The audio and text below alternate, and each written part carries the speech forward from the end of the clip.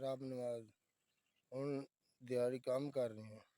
जी ये जी जिमीदार है, और डंगर है जी, बंदे दो है जी।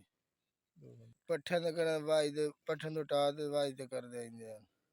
सुबह चुवाई करेंगे से चुवाई के बाद गोया मेल के पट्ठे वाड़ा होने एक दो बज जाते हैं। बाद 3 बजे अपना पाना है, पानी शानी पियाना है, तो 3 बजे बाद चुवाई करनी है।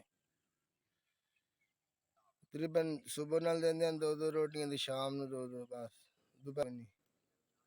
7,500 आधे जल्दी है तनख्वाह पई है बंदे के करा मैं तो रोज बालों दे डेडी तो पालना है आप दे बालों दे। मोर का बुखार होया जी, लात दे मोर का बुखार है, टजन टाइफाइड बुखार आते उस बाद सुकदी जा रही है।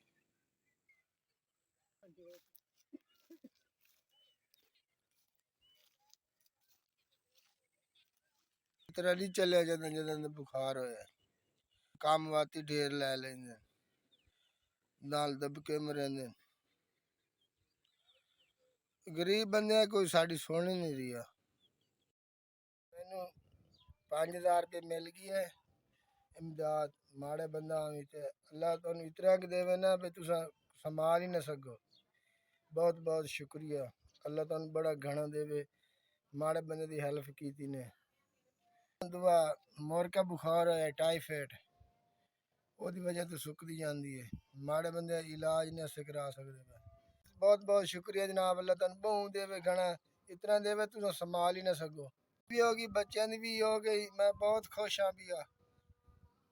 अल्लाह सारे का भला करे, SB वाले ने भला करे जहाँ इमदाद दी है जिन्हें इतने पहुँचाई है मेरे ताई।